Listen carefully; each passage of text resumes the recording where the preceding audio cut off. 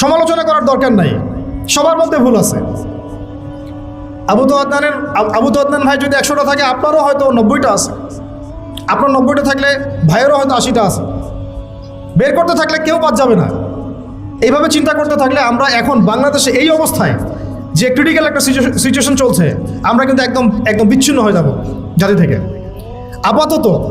আপাতত আমাদের হৃদ্যতার ব্যাপারটা খুব ফোকাস মানে জোর দেওয়া উচিত। আমরা আকীদা, আমল, মানহাজের ব্যাপারে কোনো ছাড় দিব না, কিন্তু হৃদ্যতার ব্যাপারে যেন আমরা উদার হই, এটা খুব জরুরি। আমরা নিজেদের মধ্যে এই ডিভাইডেশনগুলোকে কমানোর চেষ্টা করি। ভাই মাফ করে দিই, ছেড়ে দেই মন থেকে। ঠিক আছে, এক ভাই না হয় নেগেটিভ কিছু বলছে, বাদ দেন, ছেড়ে দেন, রিপ্লাই দেওয়ার দরকার নেই। একসময় তার বুঝ আসলে সে নিজেই লজ্জিত হবে। তার বুঝ যখন আসবে সে নিজেই লজ্জিত হবে। তা আমাদের দরকার একটা প্ল্যাটফর্ম। নবী সাল্লাল্লাহু আলাইহি ওয়াসাল্লাম আমাদেরকে সুন্নাহ দিয়ে গেছেন। প্রথম 3 বছর নবী সাল্লাল্লাহু আলাইহি ওয়াসাল্লাম কিন্তু গোপনে গোপনে দাওয়াত দিয়েছেন। দেখেন, ইন্ডিভিজুয়াল দাওয়াটা অনেক জরুরি। তিনি মানুষ তৈরি করেছেন, এবং এই 3 বছরে কারা তৈরি হয়েছেন জানেন? আবু বকর রাদিয়াল্লাহু আনহু, উসমান বিন আফফান, সাদ ইবনে আবি ওয়াক্কাস, আব্দুর রহমান বিন আউফ, তারপরে আপনার বেলাল বিন রাবাহ, আব্দুল্লাহ বিন মাসউদ, আয়েশা রাদিয়াল্লাহু খাদিজা রাদিয়াল্লাহু আনহা, আলী ইবনে আবি তালেব, যায়েদ ইবনে হারেসা, জাফর ইবনে আবি তালেব। মানে যে সাহাবীরা পরবর্তীতে বদর, উহুদ, খন্দক, খায়বার কাঁপিয়ে দিয়েছেন, ওই সাহাবীরা তৈরি হয়েছেন প্রথম 3 বছরে। সুবহানাল্লাহ। এই জন্য বলে যে প্রথম দিকের সাথীরাই কিন্তু প্রকৃত সাথী, তাই না বিষয়টা? পরে যখন দেখবেন যে আমাদের অবস্থা ভালো, আমাদের কিছু ভাই যদি 40-50টা আসন পেয়ে যায় সামনে আর কি, তখন দেখবেন যে অনেকেই তাদের কাছে যাওয়া শুরু করবে, তাই না বিষয়টা? এবং তারা মনে করবে যে আমরা তো দিন কায়েম করে ফেলছি। দেখেন, দিন কায়েম হবে তখনই যখন আল্লাহ পাকের যে কোরআন সুন্নাহ ভিত্তিক যে ওহির বিধানটা, এই বিধানটা যখন আল্লাহর জমিনে প্রতিষ্ঠিত হবে, তখনই কেবলমাত্র দিন কায়েম হবে। তার আগ পর্যন্ত হ্যাঁ আপনি বলতে পারেন যে হ্যাঁ আমি আগের চেয়ে একটু ভালো আছি। আগের চেয়ে একটু ভালো থাকলেও অসুবিধার কিছু নাই। যদি ওইটা দিয়ে ইসলামের কিছু খেদমত করতে পারেন তাও ভালো, কিন্তু আপনার টার্গেটটা থাকতে হবে পরিপূর্ণ শরিয়া কায়েম করা। কিন্তু টার্গেট তো আমাদের আছে একটা, কিন্তু এই টার্গেট তো হুট করে অ্যাচিভ করা যাবে না। তো আয়না ঘরে পড়ে থাকার চেয়ে তো কমপক্ষে সামনে দাঁড়ায় কথা বলাটা ভালো, নাকি রফিক ভাই কি বলেন? অ্যাটলিস্ট এটা ভালো না? তো যদি একজন আমাকে ধরে আয়না ঘরে ঢুকে রাখে, আরেকজন ধরেন বের করে এসে বললো ঠিক আছে আপনি কথা বলেন, সমস্যা নেই, তো আমি তো এই সুযোগটা নিব, অ্যাটলিস্ট নিব না? তো এই জন্য আমরা দাওয়াতের মাঠ রেডি করতে থাকবো। আমাদেরকে একটু বিচক্ষণ হতে হবে সবসময়, মানে একবারে ছাড় না দেওয়ার মানসিকতা, এটা থেকে একটু বের হয়ে আমাদের মনে হয় যে একটু ডিপ্লোম্যাটিক হওয়া উচিত, উসুল ঠিক রেখে, উসুল জায়গা ঠিক রেখে। এই যেহেতু আমরা ওলামায়ে কেরামদের সাথে মাশওয়ারা করবো, তা সেক্ষেত্রে আমাদের উসুল থেকে সরে যাওয়ার কোনো সুযোগ নাই ইনশাআল্লাহ। মাশওয়ারা ভিত্তিক আমরা আগাবো ইনশাআল্লাহ।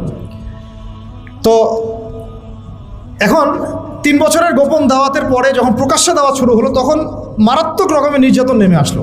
ওই নির্যাতনের সময় কিন্তু নবী সাল্লাল্লাহু আলাইহি ওয়াসাল্লাম সাহাবীদেরকে অস্ত্র দিয়ে প্রতিবাদ করতে বলেন নাই, বরং সবর করতে বলেছেন। এই সবরের পিরিয়ডটা কিন্তু আমরা পার করে আসছি। সবর করিনি আমরা বিগত 15-20 বছর, 25-30 বছর। আমাদেরকে যেভাবে সবাইকে নির্যাতন করা হয়েছে, প্রত্যেকটা সংগঠনের নাম ধরে ধরে বলা যাবে, ব্যক্তির নাম ধরে ধরে বলা যাবে, তাদের মধ্যে কেউ একজনকে আপনি দেখান যে সে অস্ত্র হাতে বের হয়েছিল, দেখান অস্ত্র হাতে নিয়ে বের হয়েছিল সরকারের বিরুদ্ধে বিদ্রোহ করার জন্য। কোনো মুসলিম অ্যাসোসিয়েশন কেউই বের হয় নাই। তাহলে আপনারা পশ্চিমাদের শেখানো শব্দটাকে কিভাবে আমাদের সাথে জুড়ে দিচ্ছেন? যদি ওই রকমই কোনো আচরণ কেউ করতোই, তাহলে আপনারা কি আদৌ থাকতে পারতেন বাংলাদেশে? কত আগেই তো আপনাদের কাম খালাস হয়ে যাইতো। কিন্তু সবাই সবর করেছে, মাইর খেয়েছে, কেউ 10 বছর, 12 বছর, 8 বছর, 5 বছর, কেউ 3 বার, 4 বার, 5 বার করে, কত কিছু হয়েছে আপনারা তো জানেনই না। আমি শুধু একটা কথা বলি শুনেন, চায়ের কাপে আর ফেসবুকে ঝড় তোলার চাইতে, চায়ের কাপে আর ফেসবুকে এইসব আলোচনার ঝড় তোলা আর এই যে আয়নাঘরের একটা রিমান্ড, এটাকে আপনি 1000 কোটি গুণ দিয়েও আপনি হিসাব করতে পারবেন। ওই চায়ের কাপে ফেসবুকে এগুলো নিয়ে তর্ক বিতর্ক ঝড় তোলা অনেক সহজ। আর যারা ওইসব জায়গা ফেস করে আসছে, তাদের যে ত্যাগ, স্যাক্রিফাইস এবং তাদের সবর, ইস্তেকামা, ইমান, তাদের জীবনের জজবা, এটার সামনে দাঁড়াই দিয়ে পারবেন না আপনারা। আমাদের অনেক বোনকে আমরা জানি এরকম অবস্থার সম্মুখীন হয়েছে, বোন, ছেলে তো বাদ, বোন। তো আমরা দোয়া করি আল্লাহ পাক এই সমস্ত মানুষের ত্যাগ, কোরবানিগুলোকে কবুল করেন। এই কুরবানিগুলোর ফলশ্রুতিতেই তাদের চোখের পানি, তাদের তাহাজ্জুদ, তাদের দোয়া, তাদের এই যে আধ্যাত্মিকত্ব, আল্লাহকে ডাকা, এগুলোর বদৌলতে আজকের দিন পেয়েছি আমরা। এটা একদিনের শুধু রেভলিউশনে এটা হয় নাই। যারা এখন ক্রেডিট নেওয়ার প্রতিযোগিতায় ব্যস্ত আছেন, এটা ভুল করতেছেন আপনারা, এটা ঠিক হচ্ছে না। এখানে ক্রেডিট পাওয়ার যোগ্য সে প্রত্যেকটা আল্লাহর বান্দা যে এখানে হকের উপর ছিল, যার উপর নির্যাতন হয়েছে, চোখের পানি ফেলেছে, সেজদায় আল্লাহর কাছে কান্নাকাটি করেছে, দোয়া করেছে। আমাদের মা বোনরা ঘুমায় নাই, রাতের পর রাত জেগেছিল, রাস্তাঘাটে দৌড়াদৌড়ি করে বেরিয়েছে, কেউ একটা ইন্টারভিউ পর্যন্ত নিতে চায় নাই। কিন্তু যখন ব্যাপারটা গ্লোবাল হয়ে গেছে তখন সব মিডিয়ার সামনে হাজির। এই জন্য আমরা আপনাদেরকে বিশ্বাস করি না, আপনারা সুবিধাবাদী। যখন যেদিকে হাওয়া তখন সেই দিকে দৌড় দেন। আমার নিজের ওয়াইফের কথাই বলতেছে, ডোর টু ডোর ঘুরে বেড়াইছে একটা ইন্টারভিউ নেওয়ার জন্য, যে উনি কোথায় গেল, হঠাৎ করে নাই হয়ে গেল, কীভাবে, কেউই কথা বলতে রাজি হয় নাই।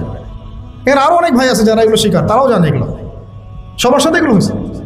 কিন্তু যখন আবার এটা আল্লাহ পাক ঘুরাই দিয়েছেন অবস্থাটা, তখন আবার বাড়ির সামনে হাজির। তাহলে কাদেরকে বিশ্বাস করুন আপনি? এই জন্য বলি যে যাদের উসুল, আকিদা, মানহাজে যারা স্ট্রং না, তাদেরকে বিশ্বাস করার আগে 10 বার 20 বার চিন্তা করতে হবে। দেখেন, নবী সাল্লাল্লাহু আলাইহি ওয়াসাল্লাম ইহুদিদের সাথে চুক্তি করেছিলেন না?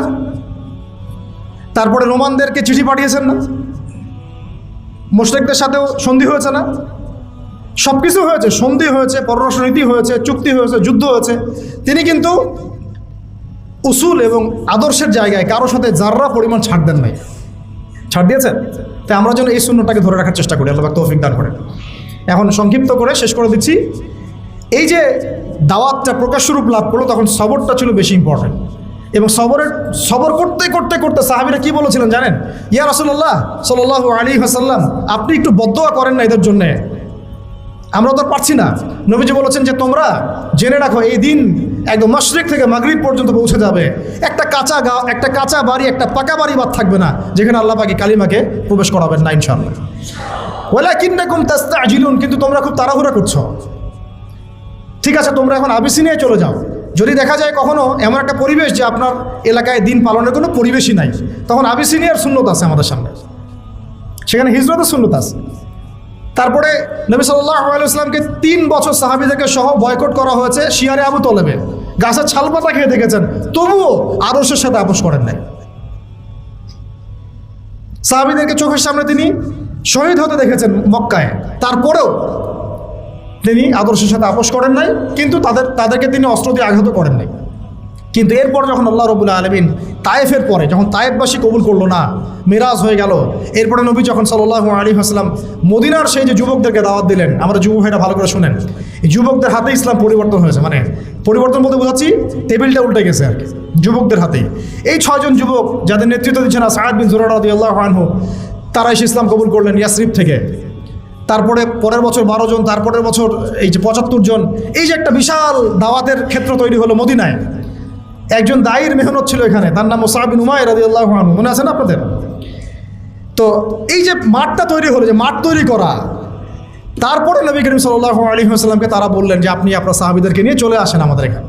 আল্লাহ পাকও সেটা ইরাদা করলেন, নবী সাল্লাল্লাহু আলাইহি ওয়াসাল্লাম সাহাবীদেরকে নিয়ে চলে গেলেন। এই মদিনা হলো প্রথম ইসলামিক স্টেট। প্রথম ইসলামিক স্টেট কিন্তু মক্কা নয়, বরং মদিনা। সেখানে নবী সাল্লাল্লাহু আলাইহি ওয়াসাল্লাম গিয়ে তিনি শুধু এখন নবী নন, বরং তিনি এখন রাষ্ট্রপ্রধানও বটে। আমরা কি এই পর্যায় পর্যন্ত যেতে পেরেছি কিনা বলেন? আমরা কি এখন পর্যন্ত কোনো মদিনা রাষ্ট্র কায়েম করতে পেরেছি কিনা? আমাদের এই দেশটাতেও হোক অথবা অন্য কোনো রাষ্ট্রের দাওয়াতের মাধ্যমে হোক, পেরেছি? তার মানে আমরা এখন এই জায়গা পর্যন্ত যেতে পারি নাই। তাহলে মক্কা বিজয়ের সব আপনি দেখছেন কিভাবে, আর গণক্ষমা কিভাবে করছেন। আমরা তো মদিনা রাষ্ট্র পাইনি এখনো। আমরা কি মদিনা রাষ্ট্র কায়েম করতে পেরেছি? বা অন্য কোনো রাষ্ট্রের দাওয়াতের কাজের মধ্য দিয়ে ওইখানে মাঠ তৈরি করতে পেরেছি যে আমরা হিজরত করে চলে যাবো, ওখানে রাষ্ট্র কায়েম হবে? কোনোটাই তো হয় নাই। তাহলে আমরা এই পর্যায়ে পর্যন্ত এখনো যেতে পারি নাই, অথচ আমরা মক্কা বিজয়ের ভাইব নিয়ে ঘুরে বেড়াচ্ছি। কি একটা অবস্থা! আল্লাহ পাক আমাদেরকে বোঝার তৌফিক দান। আমি জন্য বলি যে কোরআন এবং সুন্নাহকে বুঝতে হলেও সিরাত লাগবে আপনার।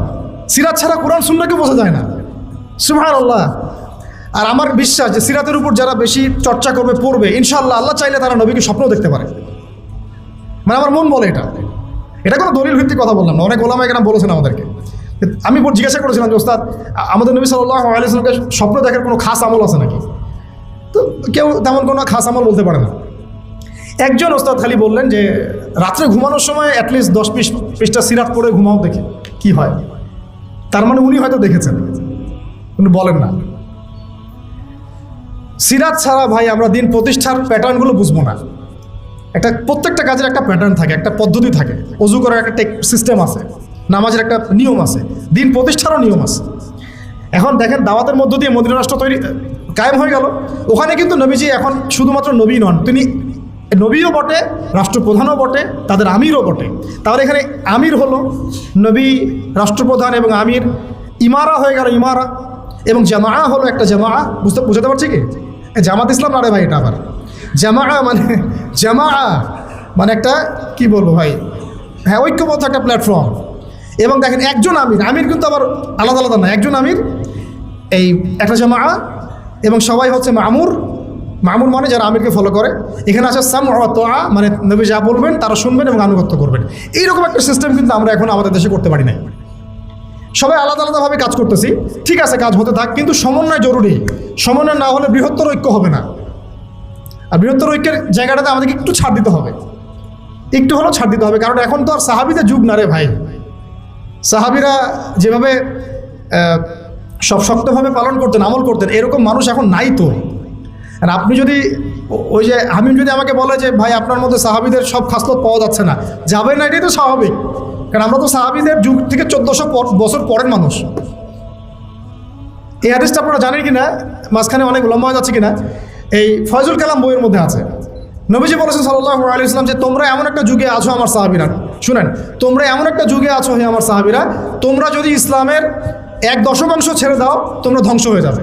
কিন্তু তোমাদের পরে এমন একটা যুগ আসবে যে যুগে যদি কেউ ইসলামের 1/10 উপরেও থাকে সে সফল হয়ে যাবে।